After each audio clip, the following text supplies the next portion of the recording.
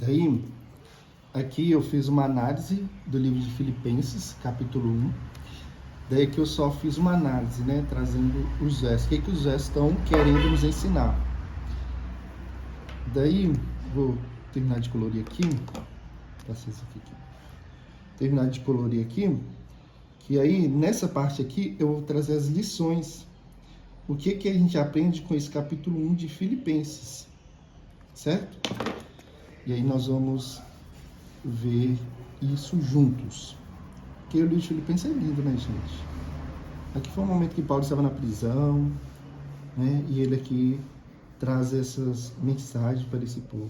Então a gente vê que foi uma carta escrita assim, diante de tal situação, de uma adversidade, que foi um homem muito forte, por ter conseguido resistir, não desistir do evangelho, né? Permanecer firme e ainda aconselhando outras pessoas, né? Para ali permanecer firme naquele propósito que se encontrava. Então, sim, ele tem o meu respeito, o apóstolo Paulo.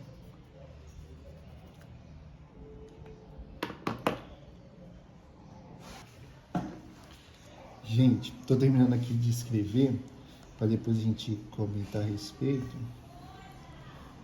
E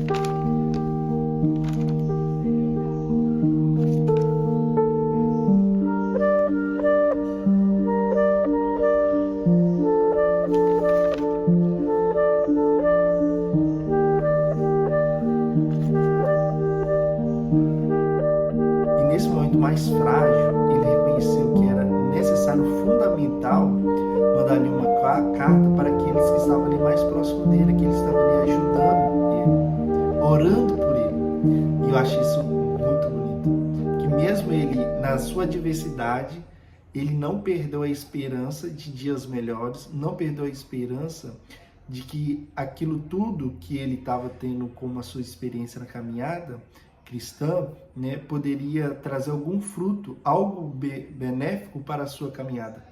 Nossa, isso chama muita atenção da gente. Nossa, falar com vocês, aprendi tanta coisa, mas tanta coisa. Não escrevi tudo, né? Não escrevi tudo porque é muita coisa que eu poderia aqui trazer, mas duas coisas chamam muita atenção e eu vou compartilhar com vocês. Vamos lá.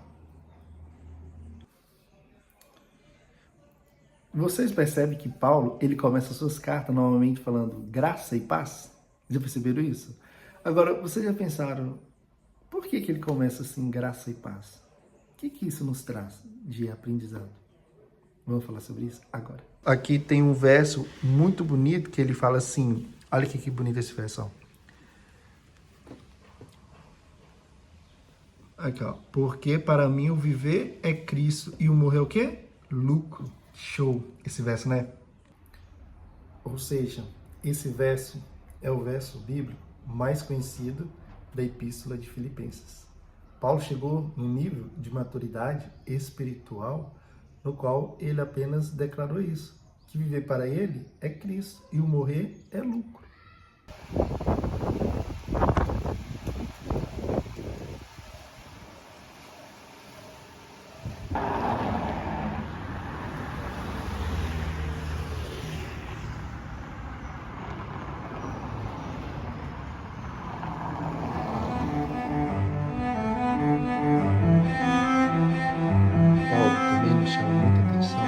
Porque ele começa as suas cartas falando assim, veja o que eu preciso dizer, aos santos, percebe aqui?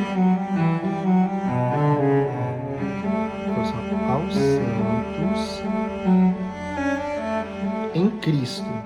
O que significa santo? Então, santo significa, pessoal, no grego, hagios, e no hebraico, kadosh. O que quer chamar a atenção? Que é alguém diferente de algo, afastado do resto. Percebe?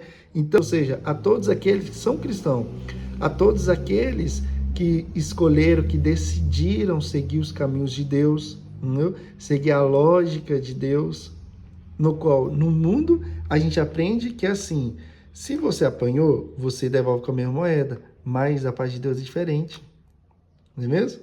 Então essa é a lógica de Deus. Então, a todos aqueles que decidiram, né, seguir os caminhos de Cristo Jesus, se torna o quê? Santo. Santo é o quê? Pessoa separada, diferente. Então, quando a gente entra aqui, agora, quando ele fala graça e paz a vós outros da parte de Deus, nosso Pai e nosso Senhor Jesus Cristo, aqui eu até coloquei o significado de graça e paz, que é kairos em hebraico e eirene, que é paz em grego, certo? Ou seja, são as duas saudações que tanto os hebraicos dá quando encontrasse com um judeu e um grego também dava quando encontrava com alguém. Graça do povo hebraico e paz do povo grego. E Paulo, um cara tão inteligente, o que ele fez? Uniu essas duas palavras e trouxe essa colocação no cristianismo tão bonita e com um significado tão grande que, nossa, assim, o cara falou assim, os hebreus e os gregos, eles têm intrigas, eles se acham superiores, os hebreus se acham superiores aos gregos, e por assim vai. E o que ele fez? Graça e paz. Vai ser as saudações que ele iria descrever para dar a todos aqueles, né, que estão na face da terra. Então ele manda para os filipenses, manda para os romanos e entre outros. Olha que bonito. E vamos ver então o que significa essas duas palavras? Mais profundo? Vamos ver? Então, a palavra caris, né, que no hebraico traz o seu significado, algo que é belo, que é alegre, que é um regozijo, que é felicidade, que é um brilho, beleza. E é isso que foi a atitude de Cristo. Cristo trouxe alegria por meio de seu sacrifício. Isso é o sentido da graça. Cristo, ele trouxe um brilho naquilo que, em vista do homem, não teria esperança. Não teria como melhorar tal situação.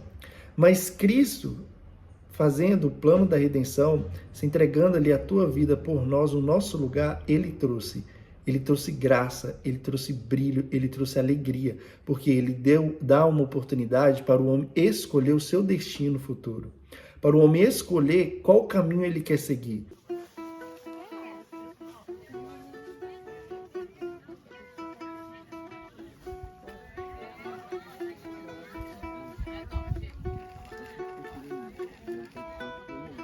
A paz significa eirene. Eirene é uma paz que os gregos ali saudavam uns aos outros, mas não que a pessoa estaria isenta de dificuldades, de problema na tua vida. Isso iria de acontecer com ele, mas só que essa paz, essa saudação ia muito mais além. Era uma experiência suprema de uma felicidade, de um preenchimento do homem.